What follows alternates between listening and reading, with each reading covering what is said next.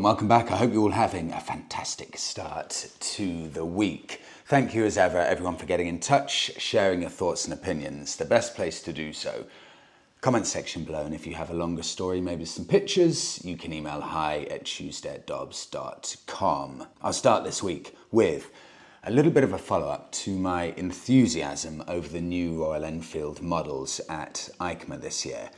In the specific, Royal Enfield Classic 650 and the Royal Enfield Bear 650. I got extremely enthusiastic about how good these bikes looked, but I think maybe my enthusiasm has got some people wondering, what are my ulterior motives, if any?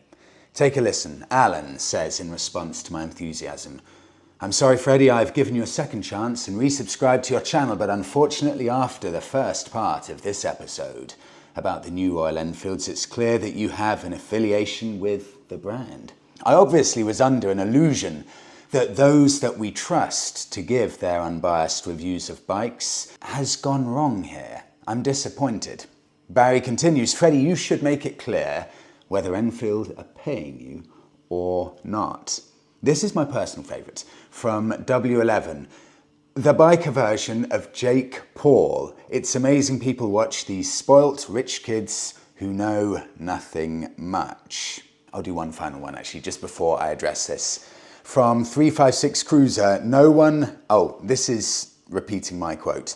This is what I said last week with regards to Royal Enfield. No one has the brand and economies of scale that Royal Enfield has. No one. Have you heard, Freddie, of Honda or BMW? Freddie, if you adore Bonnevilles and Interceptors, that's fine, but please spare us your fanboy half-truths. Let's start with this one. Okay, fine. I may have forgotten about Honda, but interestingly, I think BMW sell about 200,000 motorcycles worldwide a year, to the best of my knowledge. And again, to the best of my knowledge, from the facts I found, Royal Enfield are over 500,000. So there's a huge difference. Royal Enfield now sell way more motorbikes than BMW. But I will concede, I checked the figures, I think Honda sell 18 million motorbikes a year. So fine. From that point, I'm wrong about that. Honda, of course, have more economies and scales than Royal Enfield. With regards to whether I'm paid from Royal Enfield, is it not fair anymore that I just get enthusiastic because I'm passionate about motorbikes? Does there always have to be some reason why I'm so in love with certain types of bikes? The truth is, I just love everything Royal Enfield represents. They've brought a level of cool to affordable motorcycles that we haven't seen in decades. No one's managed to get this magical mix ever before.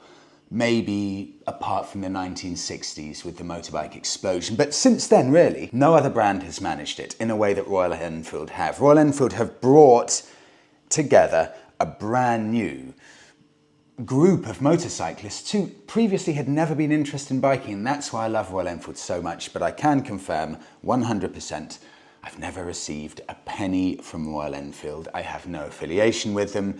They give me no preferential treatment compared to any other YouTubers or anything else. Zero. Nothing apart from one lovely Bellstaff jacket with a Royal Enfield logo. That is all I've got. I hope that clears it up.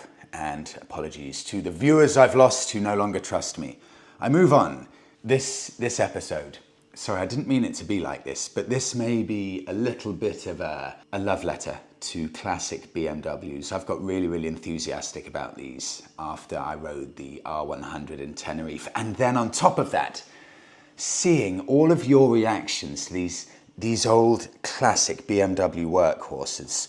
If you're interested in these bikes, get a pen and paper because I'm going to share a few of the models. The title I've put for this segment: the only widely used classic motorcycles as daily riders and trusted as world tourers. I'll start with Benedict over in Germany. Freddie, I can only agree with you on the bike of the week. I've been using a 1984 R80 GS as my daily rider all year round, and honestly, I'd never go back to a newer bike. The raw feeling this machine gives you feels genuinely pure, and in the simplicity of mechanics makes it so much more engaging. I'm no pro-wrencher myself, but the community and endless wealth of online knowledge about these engines, how to fix them, no matter where you are. It is unbeatable. Last summer, for example, I took mine from Berlin down to the south of France and back, covering over 4,000 kilometers in just 3 weeks. Riding 2 up, and it never missed a beat. But honestly, there's nothing compared to the around-the-world trips people are doing on these engines, even 40 years after they were built. I'm sure you've seen some of the vlogs online. There are some incredible stories out there. If you're on the hunt, definitely check out Kleinexien. So sorry about that pronunciation. You can usually find this model in good shape for around 7,000 euros, and there's also a huge community here in Germany, mainly organised in forums like 2 Ventiler Forum, where members sell parts, offer advice, discuss mods and maintenance tips. Let me just check out this website here. This is a German site. And of course, this will be the best place to find these because these BMWs are German. But as I flick through, just look at the amount, and this is just a specific model, the R80 GS. Look how many there are of them, and look at how different they all look. People customize these to extremes to suit their personal needs. It's a never-ending list, and this is just page 1 of a gigantic amount of options out there. It's phenomenal, the amount available in Germany. I carry on. Plus, there are tons of specialized manufacturers and shops dedicated to these classic BMWs, so finding parts or custom upgrades is pretty straightforward. In fact, I'll show this as well. Seinbrock, SWT Sports and Sports Evolution, to name just a few, have got you covered from everything from essential parts to the wildest custom setups. This is just one of many sites I found offering a huge array of parts for your classic BMW to keep them on the road. Everything from brake discs, exhausts, seats, and the standard stuff as well. Everything in between.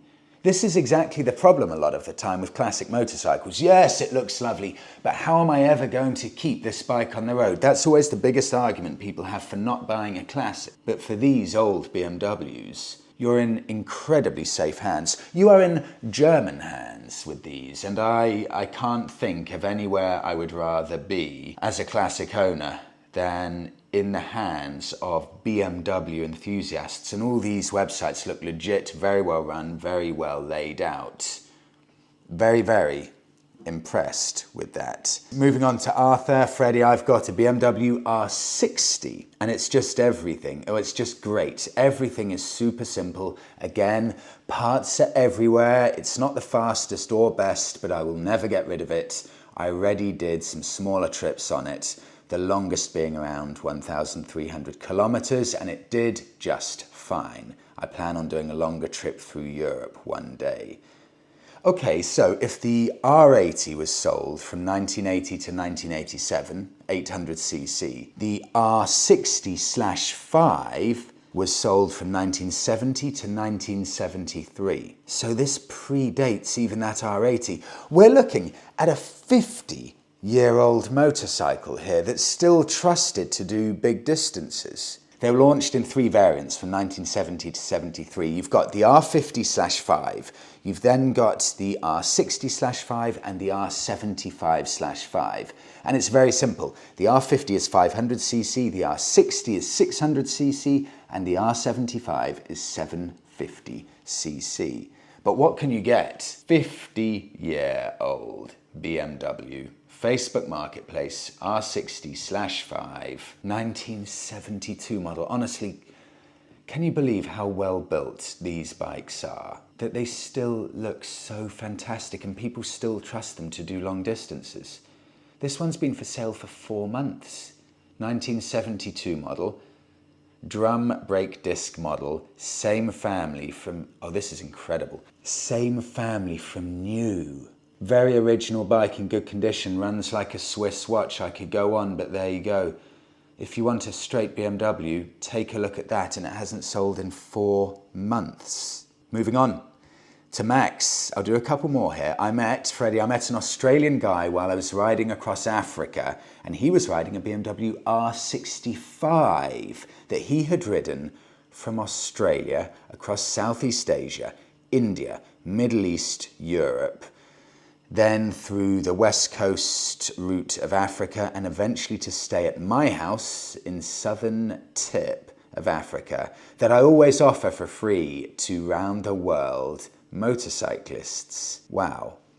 It's an amazing bike, very adventurous rider who shared his stories with me next to a fire in the desert. So the BMW, Max, that's incredible. BMW R65.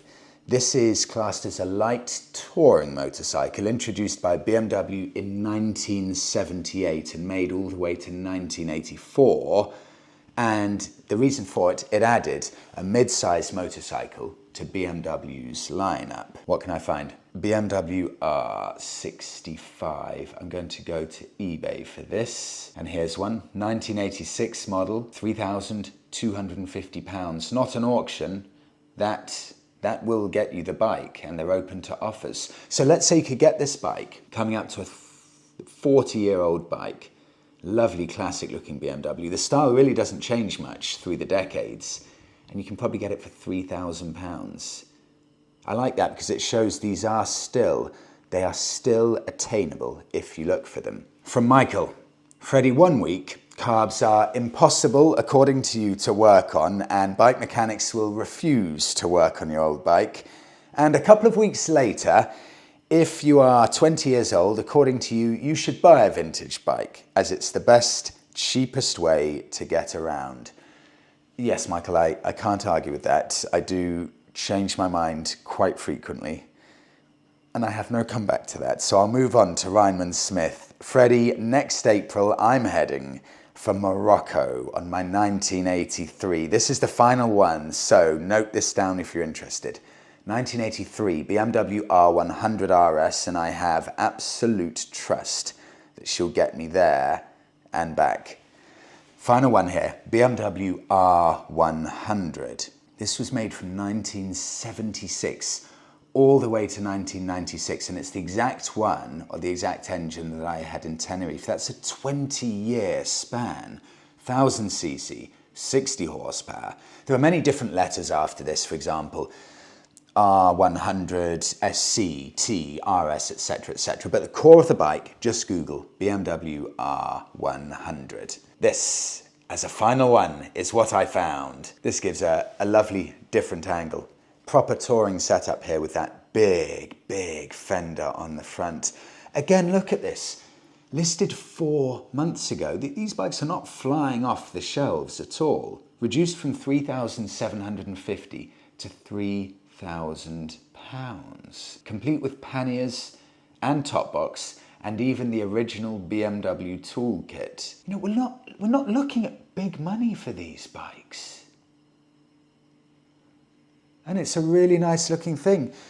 I thought these would all be now completely off the scale with the prices. For me, it's that kind of that bike that should be, but no, not at all. These are perfectly affordable bikes still.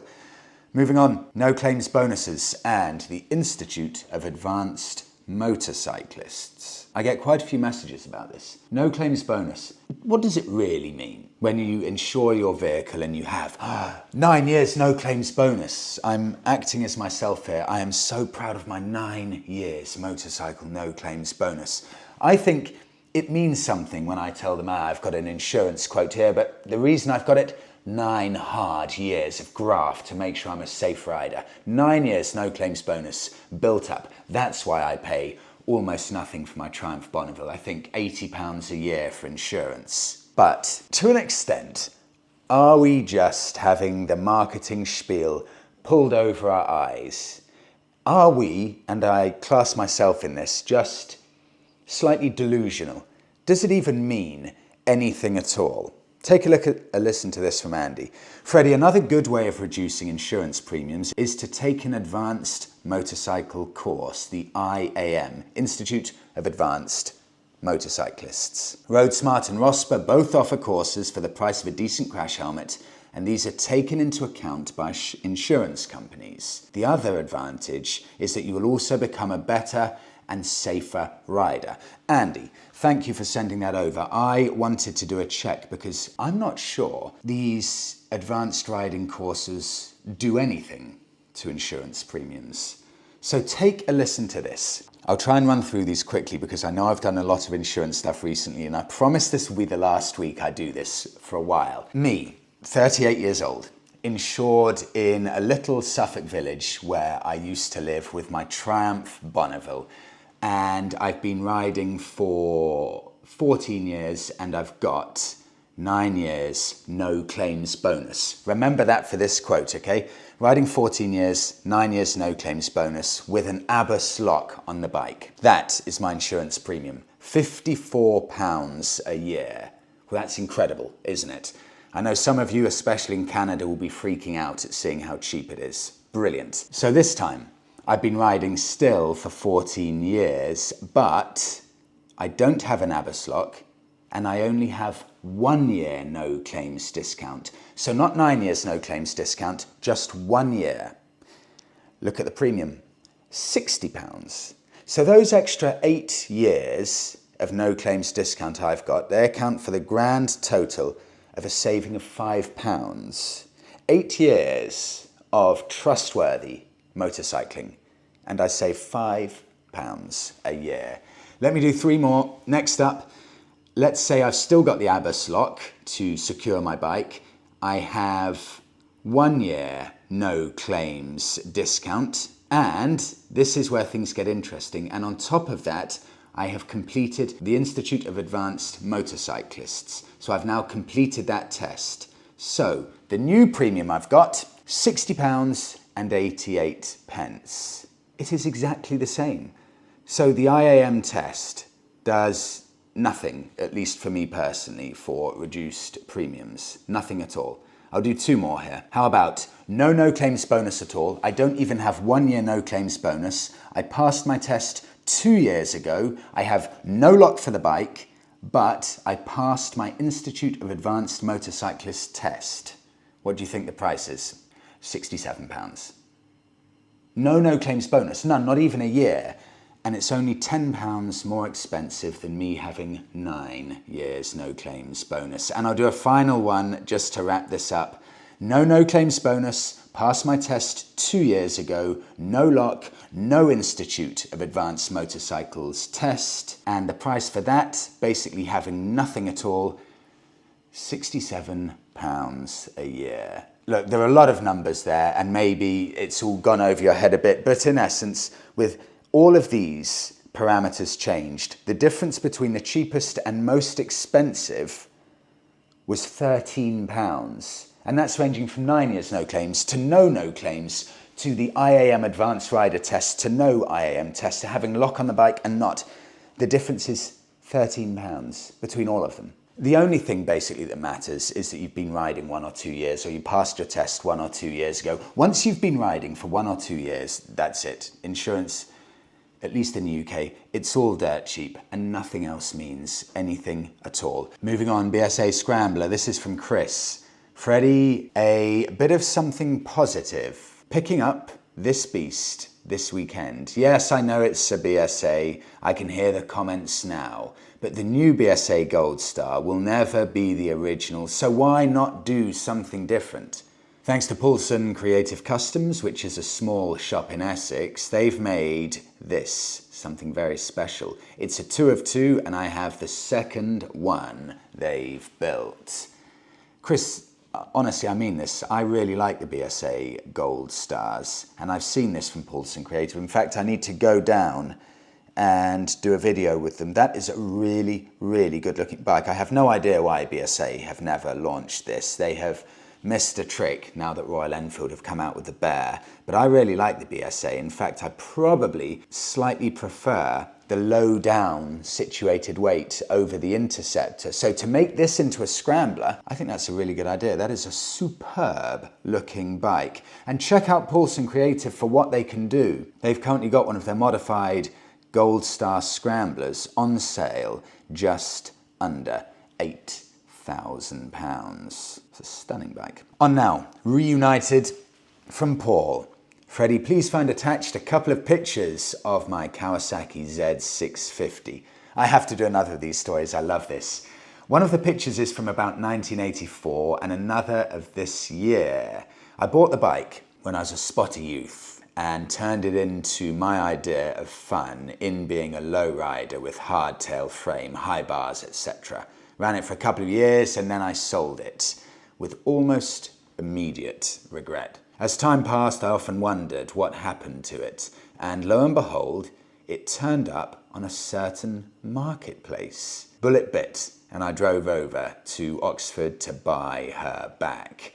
Not that she could compete with my other bike, a T509 Speed Triple Triumph, but to be kept as a hallway ornament. Once I'd got her running again, of course, just to prove I could. But plans changed and again started to change the look of the bike, so I replaced the frame, going for the flat track style. But here's where things got upended. My health took a turn and I was given a terminal diagnosis, being very much weakened and now housebound. So the rolling chassis lingered in the workshop. However, I decided to carry on in my own time and fully rebuild the engine. God, what an attitude, Paul, you don't quit.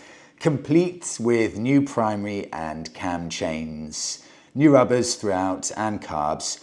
But what for, I hear you ask? Or simply so I could make my good lady a rather fancy living room lamp. I think it's gorgeous. What say you? Paul, I love this. I can just imagine just sitting there watching TV. You've got a coffee in your left hand and you can just touch your engine.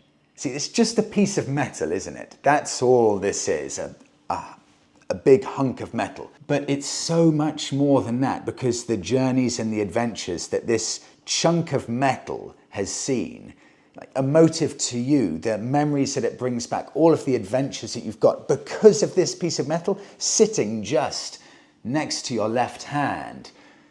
Every time you touch it, every time you see it, it will take you back to all of those memories. I love stuff like that. And if you're unlucky enough that you can't ride the bike anymore, so sorry to hear that, Paul, but what a substitute. To have your engine there, that's lovely, that's lovely. It looks perfect. On now to Bike of the Week.